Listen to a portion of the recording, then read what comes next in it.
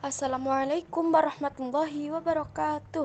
Hai, kami dari kelompok 4 kelas 83 akan menunjukkan sebuah video yang bertema tentang adab bersosial media dalam pandangan Islam. Selamat menonton. Pengertian media sosial. Media sosial adalah sebuah media online dengan para penggunanya bisa dengan mudah berpartisipasi, berbagi, dan menciptakan isi meliputi blog, jejaring sosial, wiki, forum, dan dunia virtual. Jenis-jenis media sosial. 1. Collaborative project. Memungkinkan adanya kerjasama dalam kreasi konten yang dilakukan oleh beberapa pengguna secara simultan. Misalnya adalah Wikipedia. 2. Blogs. Salah satu bentuk media sosial yang paling awal yang tumbuh sebagai web pribadi. 3. Content communities. Memiliki tujuan utama untuk berbagi konten media di antara para pengguna. 4. Social networking sites. Memungkinkan para pengguna untuk terhubung dengan menciptakan informasi profil pribadi. 5. Virtual social worlds. Memungkinkan para inhabitan untuk memilih perilaku secara bebas. 6. Virtual games worlds. Merupakan platform yang mereplikasi lingkungan ke dalam bentuk 3 dimensi. Media sosial. A. Dampak positif. 1. Sebagai sarana untuk mengembangkan keterampilan dan sosial. 2. Media untuk mencari informasi atau data. 3. Media pertukaran data. 4. Kemudahan bertransaksi dan berbisnis dalam bidang perdagangan. B. Dampak negatif. 1. Kecanduan. 2. Berkurangnya perhatian terhadap keluarga. 3. Tergantikannya kehidupan sosial.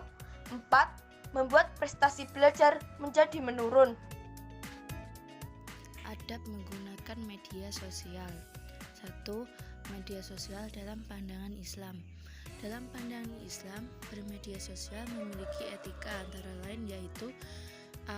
Tabayun atau cek dan dicek. Seperti yang dijelaskan dalam Al-Quran Surat Al-Hujurat ayat 6 bahwa apabila kita menerima berita, sebaiknya kita cek terlebih dahulu tentang kebenaran dan sumber beritanya. Kita harus tetap waspada terhadap pembawa berita, terutama orang fasik, yaitu orang yang aktivitasnya diwarnai oleh pelanggaran agama. Kebiasaan menge-share sesuatu tanpa menyelidiki kevalidan berita secara mendalam tidaklah dibenarkan dalam ajaran agama Islam. Yang kedua, atau yang B, menyampaikan informasi dengan benar. Islam mengajarkan untuk membuat opini yang jujur, didasarkan atas bukti dan fakta, lalu diungkapkan dengan tulus tanpa rekayasa atau manipulasi fakta. Dalam Al-Quran Surat Al-Hajj ayat 30 menjelaskan bahwa Allah memerintahkan kita untuk menjauhi perkataan dusta. C. Haram menyebar fitnah dan kebencian. Dampak negatif dalam bermedia sosial menggugah Majelis Ulama Indonesia mengeluarkan fatwa, yaitu Fatwa MUI nomor 24 tahun 2017 mengenai hukum dan pedoman bermuamalah melalui media sosial. Terdapat 5 poin larangan, yaitu 1. Melakukan hibah, fitnah, namimah atau adu domba dan menyebarkan permusuhan. 2. Melakukan bullying, ujaran kebencian dan permusuhan sara. 3. Menyebarkan hoaks meskipun dengan tujuan baik. 4. Menyebarkan materi yang terlarang secara syar'i. 5. Menyebarkan konten yang benar tapi tidak sesuai di tempat atau waktu. Yang D.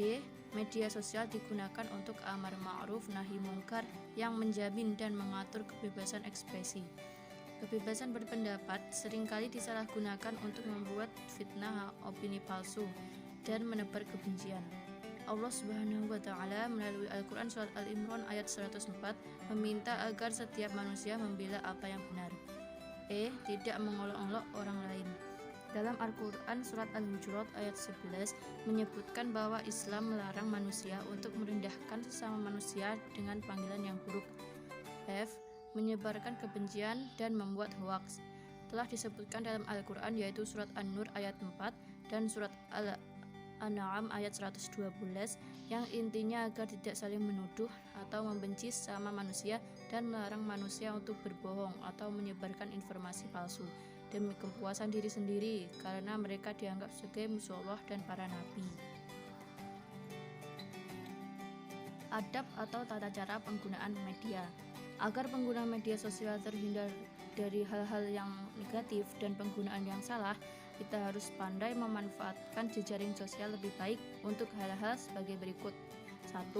Untuk belajar, dapat memanfaatkan Facebook untuk metode pembelajaran online sehingga belajar dan mengajar tidak monoton dan lebih fun. 2. Kita perlu belajar menggunakan jaringan internet dengan bijak sehingga tidak mencandukan akan jejaring sosial. Kita perlu mengurangi jam bermain media sosial. 3. Membuat grup untuk sarana diskusi pembelajaran. 4. Berbagi informasi penting. 5. Menyalurkan hobi menulis dengan menggunakan fasilitas Note.